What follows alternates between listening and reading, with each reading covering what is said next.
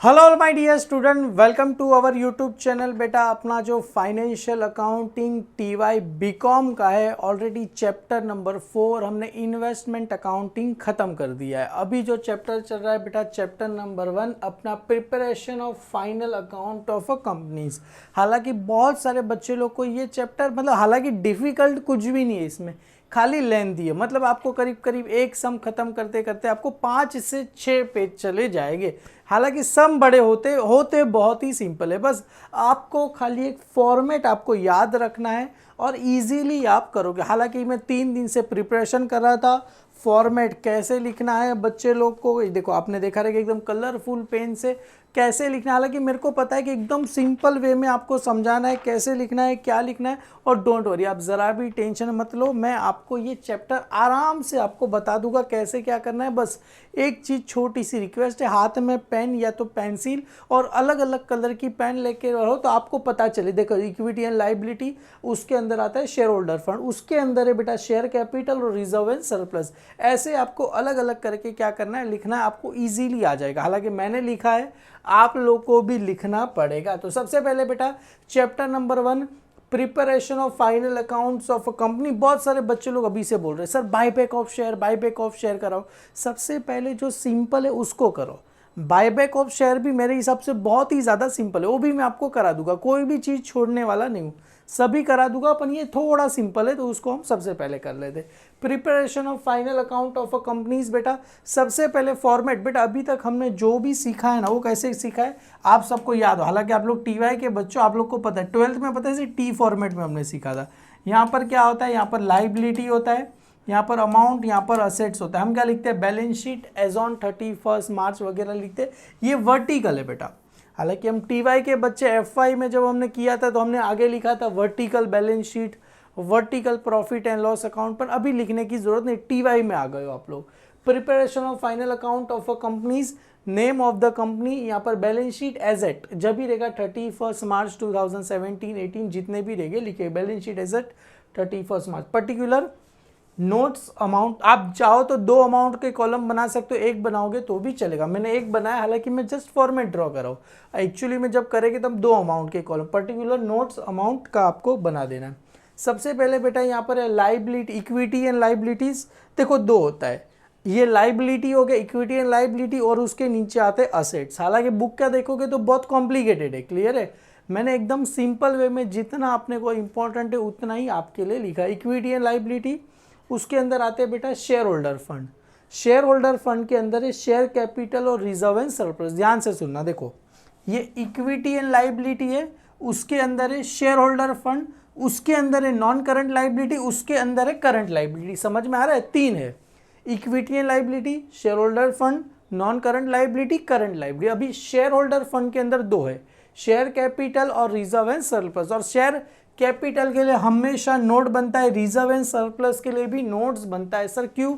अरे share capital कौन से होते हैं, इक्विटी शेयर, प्रेफरेंस शेयर, तो उसके लिए आपको अलग से नोट्स बनाना पड़ेगा। और सबसे पहले लिखना पड़ेगा ऑथोराइज शेयर कैपिटल। याद आया आपको? ऑथोराइज शेयर कैपिटल आएगा, ऑथोराइज, फिर उसके आएगा इशू, सब्सक्राइब, पेड। अब नोट में बना के आपको बता दूंगा, हालांकि ये आगे भी आप सभी बच्चों को पता है। रिजर्व एंड सरप्लस में कहता है general reserve, reserve fund, provident fund, profit and loss account, ये सारे आपको आएंगे, क्लियर है। रिजर्व एंड सरप्लस हो गया, यहाँ पर इसका भी वर्किंग नोट बनेगा। नॉन करंट लाइबिलिटी, उसके अंदर आता है लॉन्ग टर्म बोरोइंग और other long term liabilities. Long term borrowing में आते हैं सर डिबेंचर्स वगैरह आते हैं, क्लियर है, बैंक से लोन लिया वो सब आपको आ जाएंगे, क्लियर है। लॉन्ग टर्म बोरोइंग और loan long term, other long term liability, ये 2 है बेटा। करंट लाइबिलिटी में शॉर्ट टर्म बोरोइंग, मतलब आपको बैंक ओवरड्राफ्ट वगैरह पकड़ के चलो, शॉर्ट टर्म बोरोइंग में आ गया। ट्रेड पेबल, ट्रेड पेबल में क्या आता है सर, क्रेडिटर आएगा, बिल्स पेबल आएगा, अदर करंट लाइबिलिटी और शॉर्ट टर्म प्रोविजन, क्लियर है। ये आ गया, मतलब टैक्स कुछ ही आउटस्टैंडिंग वगैरह रहेगा, वो अदर करंट लाइबिलिटी या तो शॉर्ट टर्म प्रोविजन में लिख सकते। फाइनली यहाँ पर आपको क्या कर देना है, टोटल कर देना है।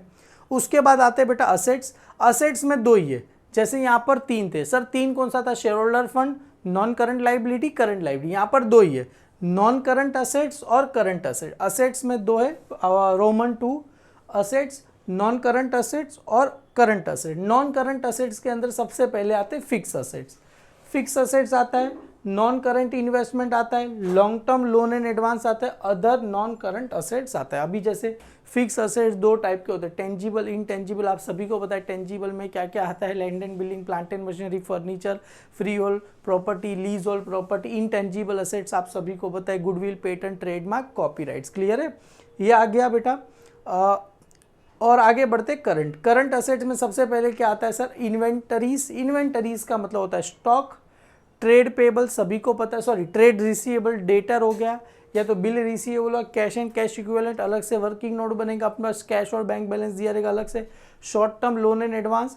अदर करंट असेट्स में क्या आएगा सर, टैक्स रिफंड, अगर आपको टैक्स पैसा गवर्नमेंट रिफंड देगी तो वो आ जाएगा, और टोटल आपको आ जाएगा। क्लियर है, यहाँ पर अपना बैलेंस शीट का फॉर्मेट खत्म होता है। आगे बढ़ते हैं, ये जो है बेटा कुछ लोग क्या करते हैं, ये पहले बनाते हैं बैलेंस शीट बाद में बनाते, आपको जैसे बनाना है वैसे बनाओ। एग्जाम में कोई भी ऐसा हार्ड एंड फास्ट रूल नहीं है कि बैलेंस शीट पहले आना चाहिए बाद में आना चाहिए, नहीं, आपको ये पहले आना है तो पहले बनाओ।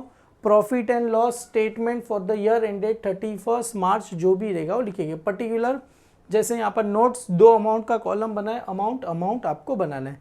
सबसे पहला है बेटा revenue from operation. Revenue from operation का मतलब होता है सेल्स प्लस क्या करना है सर, आपको टोटल अदर इनकम रहेगा, उसको क्या करना है, लिख लेना है। तो यहाँ पर आ जाएगा टोटल इनकम आ जाएगा, मतलब रेवेन्यू फ्रॉम ऑपरेशन मतलब इसकी equal to sales other income, दोनों को प्लस करो, टोटल इनकम आपको मिल जाएगा। अभी इसमें से क्या करना है, लेस एक्सपेंसेस। सबसे पहले लेस एक्सपेंसेस में क्या आता है sir, cost of material consume. Sir cost of material consume क्या होता है, जरा ध्यान से देखो। कॉस्ट ऑफ मटेरियल कंज्यूम, इसके लिए अलग से आपको नोट बनाना है, पर्टिकुलर अमाउंट लिखे, नोट लिखना है। Note number 1 cost of material consumed, उसके अंदर सबसे पहले आता है sir opening stock of raw material, add purchase of raw material, add purchase related expense. Purchase related expense में क्या आएगा, फ्रेड आएगा, कस्टम ड्यूटी आएगा, डॉक चार्जेस आएगा, कैरेज ऑन परचेज आएगा। क्लियर है, ये सारे को ऐड करना है। लेस क्या हो जाएगा सर, परचेज रिटर्न लेस हो जाएगा, और closing stock of raw material ये आपका क्या रहेगा सर, एडजस्टमेंट रहेगा। क्लियर है, क्लोजिंग स्टॉक आपको पता रहेगा इन्वेंटरीज में जाएगा, और सेकंड इफेक्ट कहाँ पर आएगा, ये cost of raw material consume में से क्या हो जाएगा, लेस हो जाएगा। समझ में आया बेटा, cost of raw material consume कैसे मिलेगा, opening stock of raw material, purchase of raw material, purchase related expense, उसमें जैसे मैंने बताइए freight, custom duty, dock charges ये वगैरह आएगा, परचेज रिटर्न और closing stock of raw material. सभी को क्या करना है, ये दोनों लेस हो जाएंगे, क्लोजिंग स्टॉक और परचेज रिटर्न लेस हो जाएगा। परचेज रिटर्न को दूसरा क्या बोला जाता है, रिटर्न आउटवर्ड बोला जाएगा। यहाँ पर आपको मिल जाएगा ये चीज़, आपको यहाँ पर इसका अमाउंट आपको लिख देना है। सेकेंड आएगा बेटा एम्प्लॉय बेनिफिट एक्सपेंस। क्लियर है सर, एम्प्लॉय बेनिफिट एक्सपेंस में क्या आएगा, जैसे wages and salary, employment related, employment क्या आएगा, सैलरी एंड वेजिस आएगा, बोनस टू एम्प्लॉयज़ आएगा, फिर डायरेक्टर रेम्यूनरेशन, ये सारे के सारे खर्चे बेटा आ जाएंगे। सभी खर्चे को ऐड करके आपको यहाँ पर क्या करना है, लिखना है। वर्किंग नोट नंबर इसका क्या बना देंगे, 2 बना देंगे। थर्ड आएगा बेटा फाइनेंशियल कॉस्ट, ये इसके लिए भी अलग से वर्किंग नोट बनेगा। फाइनेंशियल कॉस्ट में क्या क्या आता है सर, सबसे पहले फाइनेंशियल कॉस्ट में आएगा सर यहाँ पर रहा debenture interest paid, interest expense, और यहाँ पर आएगा इंटरेस्ट ऑन लोन। क्लियर है, ये सारे डिबेंचर आपको पता रहेगा, डिबेंचर लॉन्ग टर्म बोरोइंग में आएगा, डिबेंचर को इंटरेस्ट पे किया, इंटरेस्ट एक्सपेंस हो गया, इंटरेस्ट ऑन लोन, सभी को ऐड करो और यहाँ पर आपको लिख देना है। क्लियर है, डन। आगे बढ़ते हैं बेटा, change in inventories. Change in inventories का मतलब होता है फिनिश गुड, जैसे मैंने आपको बताया, इसके लिए भी आपको अलग से, ये हर बार नहीं रहेगा चेंज इन इन्वेंटरीज, कोई सम में आपको रहेगा। तो चेंज इन इन्वेंटरीज में क्या आता है, opening stock of finish good, purchase of finish good और less closing stock. Closing stock का 2 इफेक्ट सभी को पता रहेगा कि यहाँ पर लेस हो जाएगा और इन्वेंटरीज में चला जाएगा, बैलेंस शीट असेट साइड पे। क्लियर है, opening stock of finish good, purchase of finish good और closing stock of finish good. Clear है, ये क्लोजिंग स्टॉक लेस होने वाला है। क्लियर है, डन। तो ये आपको जो भी अमाउंट आया आपको यहाँ पर लिखना है।